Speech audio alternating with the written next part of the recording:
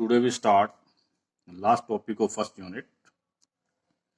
Let P denote the rational prime of the form 5n plus minus 1, or Q denotes rational prime of the form 5n plus minus 2. Let pi be a rational prime in this field such that pi is not associate of root 5. यानी कि पाई या तो इस form का होगा या इस form का, उसकी बात कर रहे हैं। जैसे कि आपने पीछे डिस्कस भी किया था कि 3 टाइप के इसमें प्राइम्स होते हैं।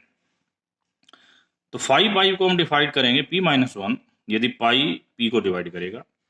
यदि पाई इक्वल टू क्यू होगा तो 5 पाई को हम डिवाइड करेंगे क्यू स्क्वायर माइनस 1। तो let p and q as denoted above, pi be any prime in this field, pi is not associated with root 5, alpha be any algebraic integer of this such that alpha और pi का GCD 1 हो। तो हमें number 1 ये prove करना है। Number 2 ये prove करना है, इसकी शर्त है जब पाई पी को डिवाइड करे। नंबर 3 ये प्रूव करना है मोड क्यू के लिए।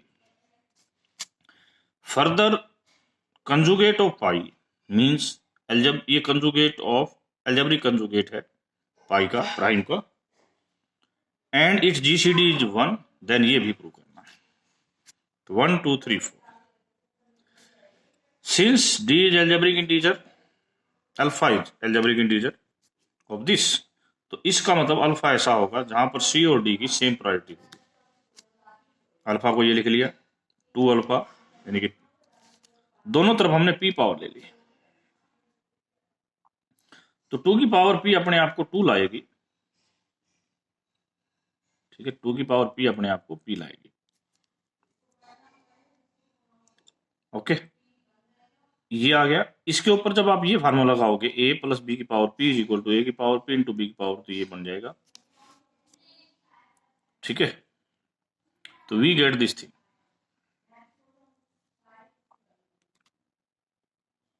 We get this thing. अब आपके पास जो दे रखा है कि p is of the form 5n plus minus 1, इसका मतलब 5 is quadratic residue of p।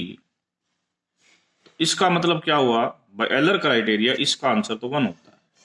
जब आप 5n प्लस 3 लोगे तो यहां पर आंसर माइनस 1 आएगा। उसका फर्क क्या पड़ेगा कि ये चीज प्लस 1 आएगी, दूसरे केस में ये माइनस 1 आएगा।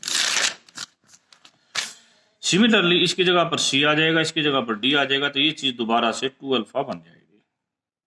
तो 2, जैसे कि आपने बताया 2 और p का जीसीडी 1 है, तो this will be comes to be mod. इसका एक 2, यहां पर भी हमने 2 raise to power p is congruent to 1 mod p का यूज किया है, 2 का यहां पर। तो आपके पास ये रिजल्ट आ गया। बट आपने पहला केस लिया जी पाई डिवाइड्स p, ये आपके पास आ चुका है। आपके पास ये आया था ना, पाई p को डिवाइड करता है तो रिजल्ट आ जाएगा। यदि अल्फा का और पाई का जीसीडी 1 है तो यहां से इस रिजल्ट को हम कंक्लूड कर लेंगे। और यदि दूसरी बात को अल्फा का इसके साथ जीसीडी 1 है, तो इसका मतलब क्या हो गया कि अल्फा का जीसीडी पाई के साथ भी 1 है, इसके साथ भी, इसका मतलब p के साथ भी 1 होगा। तो इन दोनों की प्रोडक्ट क्या आ जाएगी, p आ जाएगी, ठीक है। तो व्हाट दिस कंक्लूजन हियर, हमारे से क्या कंक्लूजन हो रहा है, मैं इस कंक्लूजन की बात पर ले जा रहा हूं। यहां पर मैंने देखो क्या है कि जीसी ये लिखा ना, ये p, ये जो चीज है ये क्या कहती थी, पहले आपने यहां से लिखा कि this is divides bye p, ये p को डिवाइड करता है। बट जब आपने कह दिया अगले स्टेप में कि इसका और इसका जीसीडी 1 है, तो इसका मतलब अल्फा और p का जीसीडी भी 1 होगा। तो इसका मतलब क्या हो गया कि आप यहां से अल्फा भी कॉमन निकाल सकते हो। क्या यूज किया, पहले आपको दे रखा था पाई का और अल्फा का जीसीडी 1, फिर आपको दे दिया पाई के एल्जेब्रिक कंजुगेट कर अल्फा का जीसीडी 1। तो इन दोनों, यानी इसका मतलब इसका इसके साथ भी कुछ कॉमन नहीं है, इसका पाई के साथ भी कुछ कॉमन नहीं है अल्फा का। इसका मतलब अल्फा का पाई इंटू पाई के कंजुगेट के साथ कुछ कॉमन नहीं, इसका मतलब p के साथ कुछ कॉमन नहीं। तो इसका मतलब ये हो गया, यहां से हमारा ये रिजल्ट आएगा विच प्रूव्स फोर्थ। ये केस लिया था जब पाई डिवाइड्स p। अब हम ले रहे हैं पाई इक्वल टू क्यू, परंतु एक कंडीशन इसमें से हटाई है, Q is not equal to 2। Q is rational prime of this form मैंने बताया था इरेशनल प्राइम हमें क्या करेगा, इस वे की वैल्यू को माइनस की लेके आएगा, तो हमारे पास ये चीज आ जाएगी। ये कुछ और नहीं, twice of algebraic conjugate of alpha है। तो ये चीज आ गई हमारे पास।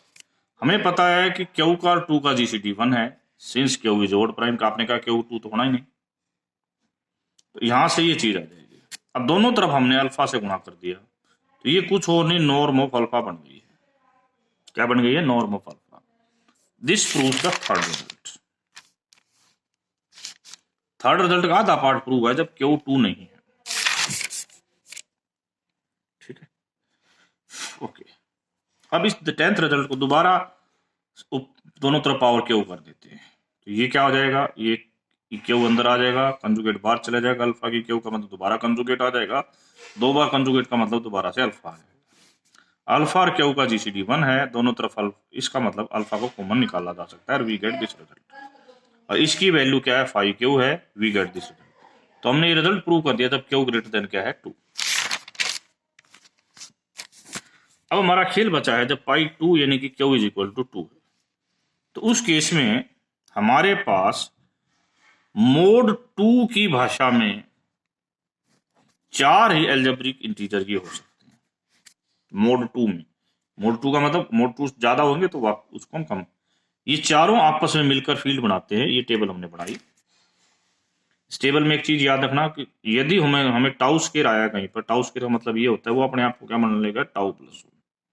ये टेबल आपके पास बन गई, चारों मिलकर फील्ड बनाते हैं।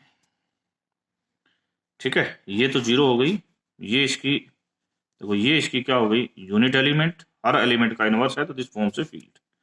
0 का क्यूब 0 होगा, इसका क्यूब 1 आएगा, इसका क्यूब 1 आएगा, इसका क्यूब भी 1 आएगा। यदि हम 0 को छोड़ दें तो बाकी सब का क्यूब 1 आता है। ठीक है, अच्छा दूसरी बात, नॉर्म ऑफ टाउ -1 आएगी। यदि कॉन्ग्रुएंट टू 2 मोड लेंगे तो इक्वल टू 1। इसका मतलब ये जो है टाउ क्यूब 1 आएगा, किसके इक्वल आएगा, नॉर्म ऑफ टाउ के इक्वल आएगा मोड 2 में। 0 में भी आएगा, 1 में भी आएगा, और इसमें भी। सभी में हम ये प्रूव कर सकते हैं कि जो एलिमेंट है इसका क्यूब मोड 2 में नॉर्म के इक्वल आ जाएगा। इसका मतलब वी गेट दिस रिजल्ट, जबकि टाउ ये है। नेक्स्ट, इसी रिजल्ट को हम इस तरह भी ट्रीट कर सकते हैं, अल्फा की पावर क्यू प्लस 1, यानी कि क्यू जब क्या है 2। ठीक है, क्लियर। इसी रिजल्ट को हम इस तरह भी ट्रीट कर सकते हैं, अल्फा क्यूब को। तो ये क्यू इज इक्वल टू 2 की भाषा में रिजल्ट थे। एक बड़ी बात ध्यान रखना, ये 4 एलिमेंट बनते हैं। मान लिया कोई कह दे 2 प्लस टाउ, मोड 2 में 2 प्लस टाउ मीन्स टाउ।